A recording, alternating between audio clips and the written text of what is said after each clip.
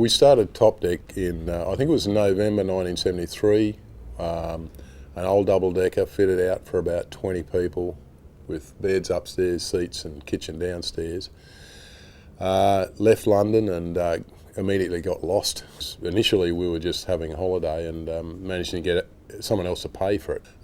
We went down to, I think, a 6 or 7 week trip, Spain, Portugal, Morocco, France, and came back and decided to run another trip. One of the guys on the trip decided to buy another bus, and luckily we didn't have any serious breakdowns. It all worked. We got on the ferry across to Ceuta, to North Africa, so everyone's pretty happy, had a good time, and we decided to then make it a business.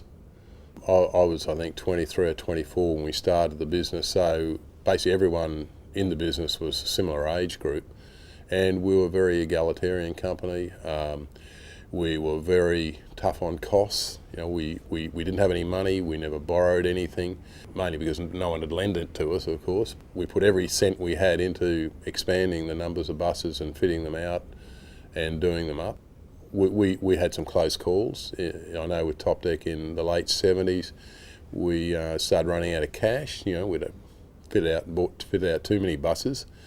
But, you know, we managed to scrape through that. But it was also a time of a lot of camaraderie, and, you know, everyone was in it together. People didn't work for us for the money, that's for sure. The early 80s were a really good time for us. The Australian dollar was very strong. We got a lot of bookings out of Australia, and you know, so we survived with some good lessons on cash flow. My wife Judith and I were having our first child, and we thought it was probably a good time, about 1980, 81, to come back to set the flight centres up. We were still involved in Top Deck.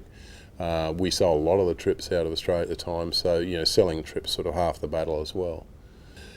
Top Deck then went, we sold out in 1986, and managers bought us out, and we took it back over in about 2003, 2004 with a couple of partners, and it's going great guns again now.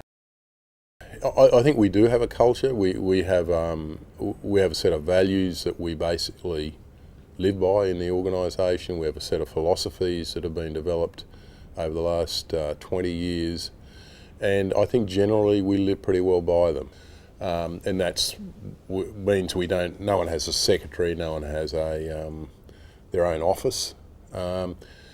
So, you know, I think that's the sort of basic way we like to operate. I think most people enjoy that. It's the way our company works, and you know, there's not really any exceptions. You know, when we grew up at Top Deck, I don't know whether we grew up, but during the Top Deck years, you know, we were essentially kids in our 20s having a great time.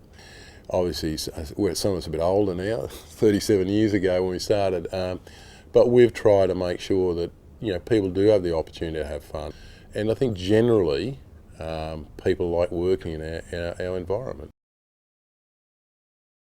Well, the Flight Centre brand, which is still our main brand, we have another 30 brands, believe it or not, globally. Just our growth, let's say over the last 20 years, I think in 1990 we had about 100 shops with, you know, sales of 350 million. Today we have about 2,250 shops and businesses in 11 countries, with sales of about 12 billion this year, with, you know, about 11,500 people. We are looking at opening about another 200 businesses organically in this next 12 months. It's work in progress. I regularly move my desk, and I came across the other day an article written in 1998 predicting the demise of travel agents because of the internet. Most of our innovations haven't been technological, and I think in our sort of game, it's a people and a customer business, and if technology is crucial to your business, you know, you've probably got a problem. You know, inevitably things are going to change. The first 20 years or so in flight centres changed. The next 10 changed probably just as much. So it'll probably, now the next 5 will probably change in the same way. But things don't change overnight either. You do have time to adapt, and we're adapting to the changed marketplace. So, I do like challenge. I don't necessarily wish hard times on us or anything like that, but I think it is about challenges and how it does feel good if you get through these challenges, with your head well and truly above water.